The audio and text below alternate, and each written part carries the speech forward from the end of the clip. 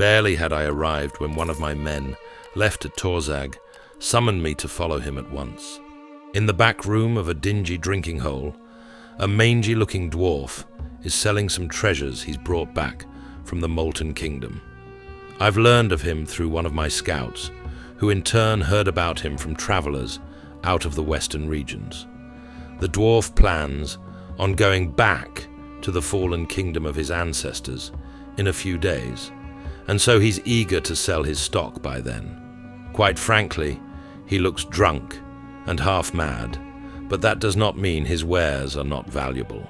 I look at the items on display, but it's just a facade. Garrick is the one who will know what to buy. What can you tell me about the Molten Kingdom? All gone to shit, I tell ya. Quakes break the earth as far down as Quathos. Fire rivers move about as though hunting scavengers, I tell ya. Halls are still fine round, scrap heap, but one has to go into the kingdom further and further to get anything of value. I barely got out with me skin. Oh aye, good old Vindar Thar was trying to keep me there. He rubs his red nose with the back of his oil-smeared hand. So, what'll it be, huh? What can you tell me about the dwarves? Haven't heard much, except Kragad is dead. Tried to make it to Damaskalar from the northeast over Norgadar. Damn near got there, but then part of the Varkadur bridge collapsed under him. His 2 sons and older cousin were with him. All gone now. The dwarf stroked his bushy, dirty beard with oil-covered fingers. So, that does it.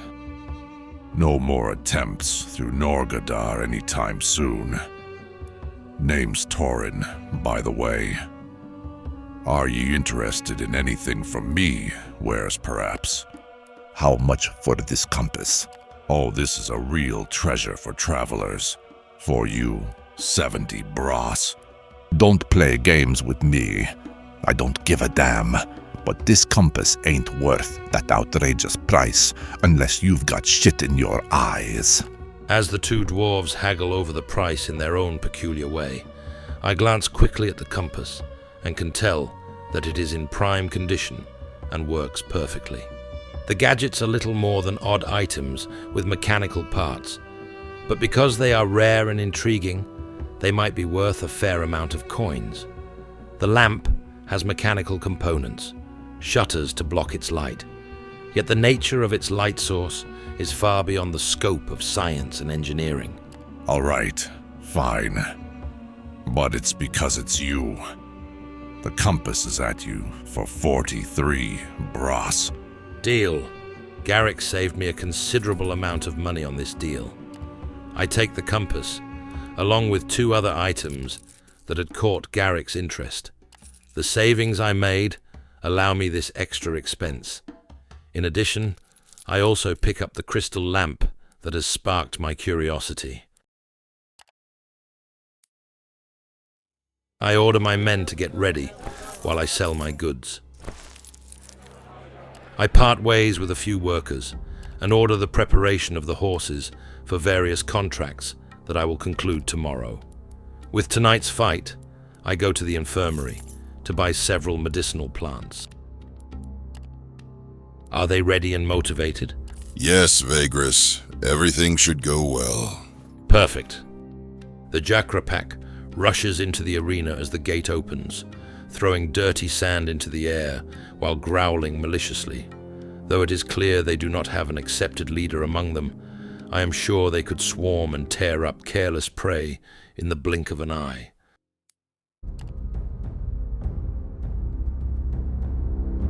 Outnumbered, Renkailon hurled 2 knives into the herd, while Harvek impaled 1 in the flank. Wounded, the Jhakra was struck down by Findarath, who unleashed his lightning upon them. Gorgoro's first blow was fatal as he plunged into the fray. His sheer force shattered their formation, forcing them to stumble into each other. Garrick missed his shot, while Harvek drove his dagger deep.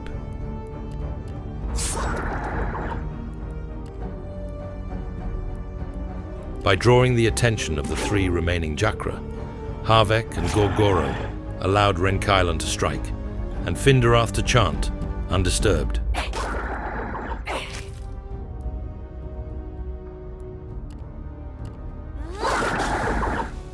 Disorganized and weakened, the beasts faltered.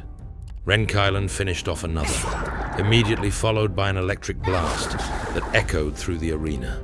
Garrick shifted position to target the foe locked in combat with Gorgoro, and blew the creature's skull apart. Enraged, the last Jhakra unleashed frantic attacks that my companions dodged, before finally silencing it for good.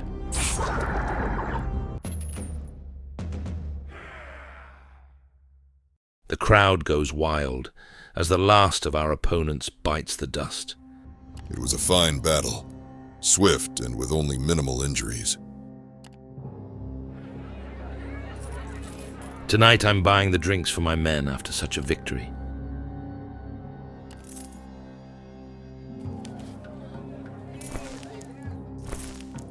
My connections in Torzag are starting to grow, as is my reputation. After all, I have never missed a single delivery, so I stock up for Devon, while also taking on a few contracts for Arken, which lies along my route. One of our goods is dangerous and illegal, so I ask Garrick to stash it away in our secret compartment. I'll get it done on the sly, away from the nosy bastards, on the road at night. I quickly grab an amphora of oil for Gorgoro, and I also pick up some pottery, making a small profit in the process. He thinks I don't notice, but I've caught Harvek more than once chewing on slimegrass leaves. So I decide to take a walk through the city gardens, hoping to find a few myself.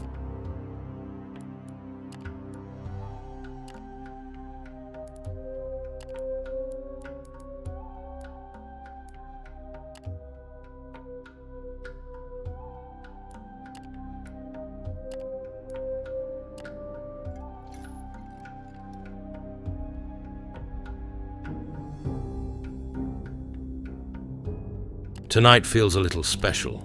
I try to reward everyone as best I can for their efforts and loyal service, especially since all of them are training to improve themselves.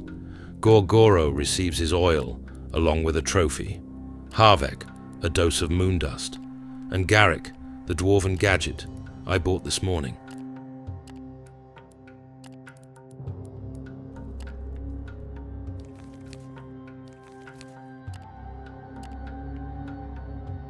I couldn't help but notice, in passing, that he was trying to improve his pistol. How glad I am not to be his enemy.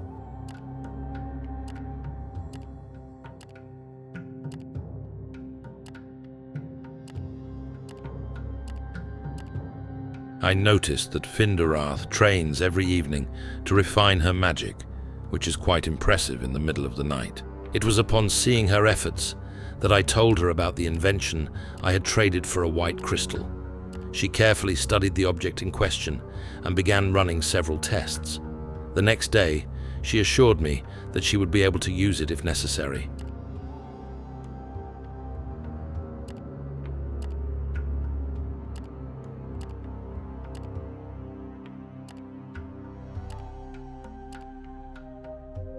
I do not neglect the deepening of my own knowledge either, and I spend many of my evenings reading.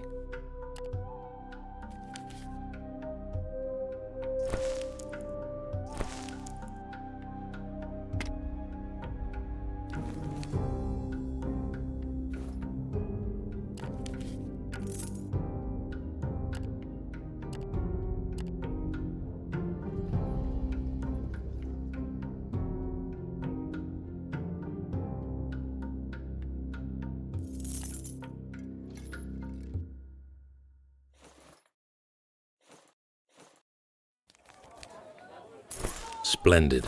Arken still requires pottery, which brings me a small profit.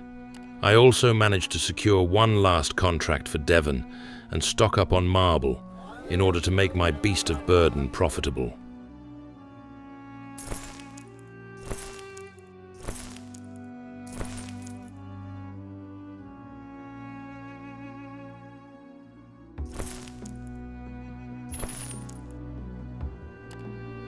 There is a curious shop, one street, off the market.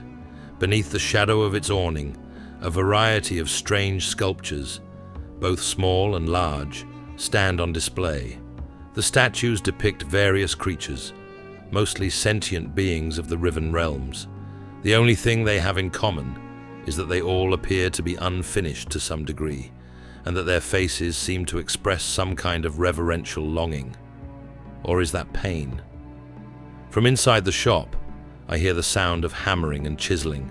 I enter a spacious venue stuffed to the wall with sculptures, crafting materials, and all kinds of tools. In the far end, I see an archway opening to a huge inner yard, also filled with statues and large slabs of raw stone. In a corner, an enormous figure stands hunched over a workbench, busily chipping away at something with a chisel. Upon hearing me enter, it turns around, revealing a sight I was not prepared for. Greetings. I am Thatmas, the proprietor of this store. How may I serve you? Thatmas looks almost like a statue himself, but only almost. His limbs and torso appear to be made of crude clay, except for his hands that are those of a bone-fingered skeleton. His head is a yellowed skull with an eerie glow in the eye sockets, and his chest is open, revealing a frail rib cage within the clay hull.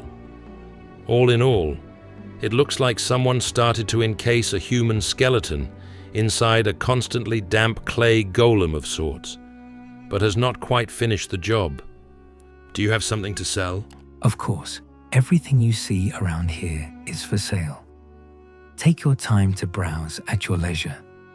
I am also interested in buying statues off you. Should you have any for sale? No, but I'll remember this information.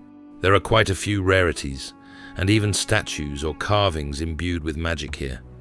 At my side, Finderath points out 2 statues that seem to stand out. What can you tell me about this exquisite wood carving? The piece of wood is carved in the form of a humanoid with several arms. It looks twisted and somehow alive, partly due to the texture of the wood and also because of the sculptor's skill. I made that myself after I bought that strange wood from a curious-looking man. I swear, he looked half plant, half human to me. That got me thinking about half-breeds. Am I a half-breed?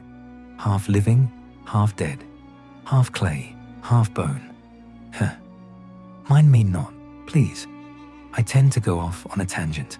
When I asked Thatmas about the properties of the statuette, he says he doesn't feel anything when holding it, but the plant man swore the material would heal wounds if the little roots are allowed to latch on skin.